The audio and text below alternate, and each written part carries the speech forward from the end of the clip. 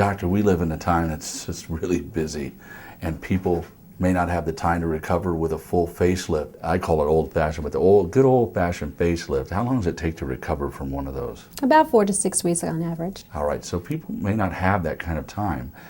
Are there procedures today that can be done that are maybe just as good and have less recovery time? We are so lucky nowadays that we have options which are minimally invasive, offer minimal to no downtime, that can help us erase some of the lines that Mother Nature has painted across our faces. All right, something comes to mind is Thermage.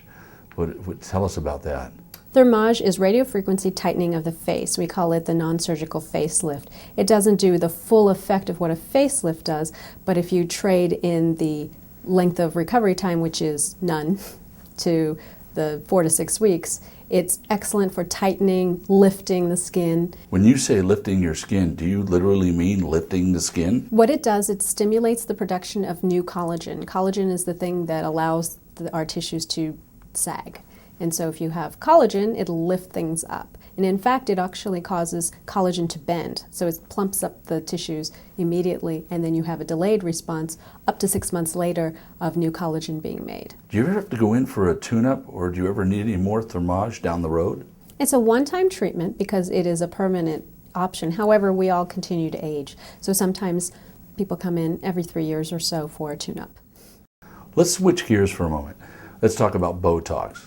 Is it good? Is it bad? Are people still using it? We're using a lot of it. Botox is one of the most popular options for people. I want to clear up a misconception, though, that I see. People think that Botox is a filler, and it's not. Basically, Botox paralyzes the muscles that form the wrinkles. So if you have two muscles that work to make a wrinkle and you paralyze either one, it flattens that out. So if you have a deep wrinkle that's already formed, it helps to prevent it from worsening. And then you can have something like a filler, such as Restylane, Radiesse, Juvederm, and if there's a valley, I fill that in with the filler.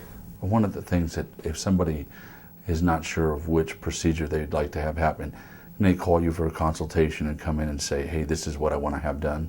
Most of my patients, I'm very honest about what I think people need, so they come in and I tell them, based on their face, because everybody's very different, what I think would be a best option. Okay, would Botox for me, would it work? Would it be a... Yes, I really want to inject your forehead. Do you want to inject? I do. Do you? I mean, you could really do some wonders on my forehead with Botox. I could, and between your brows as well. Now, how much downtime is there? There's none. You might have a little bit of bruising, that's it.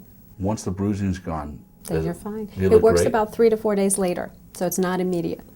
Oh, it takes a few days. For the toxin to work. The misconception seems to be that Botox numbs your face. No, it's not numb at all. The muscles are the things that contract to give you the wrinkle, so you can't frown as consistently. It just depends on what you want to do. You can actually have somewhat of a chemical brow lift if done appropriately. Well, one of the things you can do is call you, of course, and to set up an appointment and get a consultation. Absolutely. And also check the website for more. All right, I want to take a look at this cosmetic product that you have. It's the Dr. Ruanthi Campano product line of cosmetics. Check this one out.